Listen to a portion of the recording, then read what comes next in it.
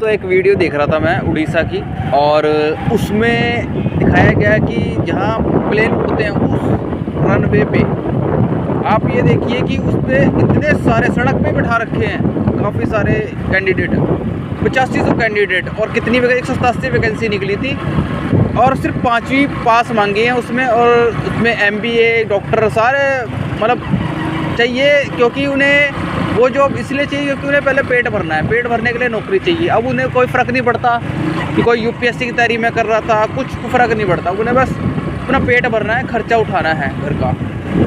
और आप ये भी देखिए कि ये सब देश में नेता कर क्या रहे हैं, जो अमीर हो रहे हैं वो अमीर होते जा रहे हैं, जो गरीब है वो गरीब होते जा रहे हैं। मतलब सरकारें चुप हैं, देख रही हैं। 2019 से 2024 तक 6% की बेरोज़गारी बढ़ी है, तो सिर्फ 2024 तक क्या, अगर 25 तक का आंकड़ा देखा जाए तो आप समझ जाइए कितनी बढ़ चुकी होगी बेरोज़गारी।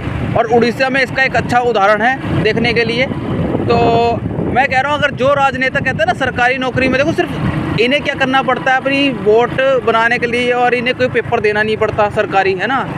जनता इन्हें वोट देती है और सरकारी बना देती है, सरकारी मुलाजिम बन जाते हैं, तो पुलिस वाले खड़े होते हैं, बॉडीगार्ड खड़े होते हैं। साथ ही साथ आप ये भी देखिएगा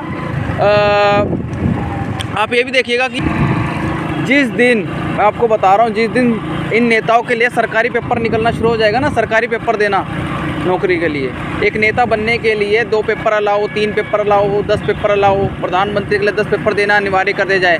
जो पेपर क्लियर रहेगा PM बन सकेगा, आम बंदा भी PM बन सकेगा। तो जिस दिन ये समझ जाएंगे उस दिन एक आम बच्चे की मेहनत को कि पेपर देने से क्या होता है, हम चाहे 10 पेपर दे लें, चाहे 2 पेपर दे दें, क्योंकि 2 पेपर देने के बाद ही CBT 1 CBT 2 ये पेपर देंगे, तब जाके गवर्नमेंट जॉब पाएंगे। और फिर उसके बाद टेस्ट भी होगा अलग से, मेडिकल टेस्ट, फलाना टेस्ट, ये टेस्ट, उसके बाद फिर नौकरी मिलेगी।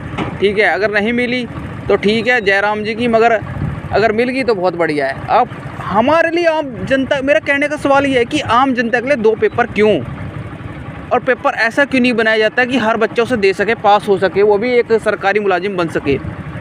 पर आप ये देखिए कि ये चल क्या रहा है, मतलब हर नेता कोई भी आता है, बेरोज़गारी है ही नहीं, हमने ख़त्म कर दी, वो कर दी, सब गप है, सब गप है।